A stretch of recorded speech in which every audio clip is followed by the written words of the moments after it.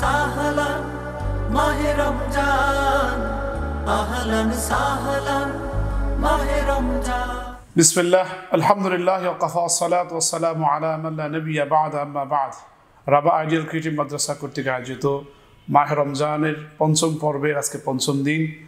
আমরা আজকে আলোচনা করব মাহে রমজানের ফজিলত নিয়ে। মাহে রমজানের অনেকগুলো ফজিলত রয়েছে, আমরা আজকে 5টি ফজিলত নিয়ে আলোচনা করব। আল্লাহ তাআলা পবিত্র কোরআনের সূরা বাকারা 183 নম্বর আয়াতে বলেন, ইয়া আইয়ুহাল্লাযীনা আমানু কুতিবা আলাইকুমুস সিয়াম কামা কুতিবা আলাল লাযীনা মিন ক্বাবলিকুম লাআল্লাকুম তাত্তাকুন।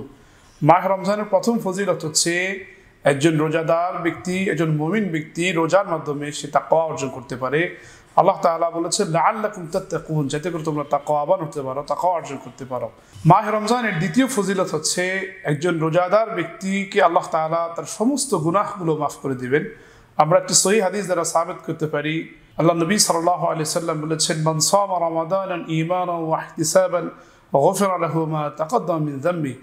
যে ব্যক্তি ঈমান এবং ইহতিসাবের সাথে রমজানের রোজাগুলো পালন করবে, রমজানের সিয়াম সাধনা পালন করবে, আল্লাহ তাআলা তার জীবনের সমস্ত গুনাহগুলো মাফ করে দিবেন। মাহে রমজানের তৃতীয় ফজিলতটি হচ্ছে মাহে রমজানে যারা রোজা পালন করবে, এই রোজাদাররা আল্লাহ তাআলার কাছ থেকেই পুরস্কার গ্রহণ করবেন।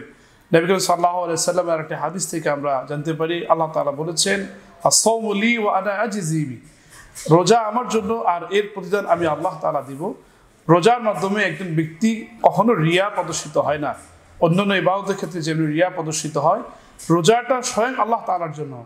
একজন ব্যক্তি চাইলে সে কিন্তু গোপনে কিংবা অদৃশ্যে পানাহার করতে পারে, খেতে পারে, কিন্তু তারপরে সেটি করে না। এরপরে মাহে রমজানের চতুর্থ ফজিলতটি হচ্ছে রোজাদারদের ব্যক্তির জন্য শাফায়াত করবে।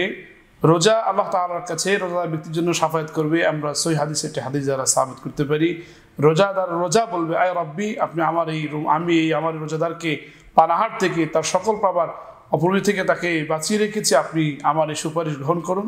তাহলে রোজার পঞ্চম যে ফজিলত আমরা বলতে পারি, রোজাদার ব্যক্তির জন্য আল্লাহ তাআলা একটি স্পেশাল দরজা রেখেছেন। জান্নাতের 8টি দরজার মধ্যে একটি দরজা হবে রাইয়ান, যে রাইয়ান নামক দরজা দিয়ে ইল্লা সাইমিন, শুধুমাত্র রোজাদার ব্যক্তি ছাড়া অন্য কেউ প্রবেশ করতে পারবে না। আল্লাহ তাআলা মাহে রমজানের এই পবিত্র সময় আমাদেরকে রোজার ফজিলত এবং রোজা যেন আমরা সুন্দরভাবে পালন করতে পারি, আমরা সেই তৌফিক কামনা করছি। আসসালামু আলাইকুম ওয়া রাহমাতুল্লাহি ওয়া বারাকাতুহু।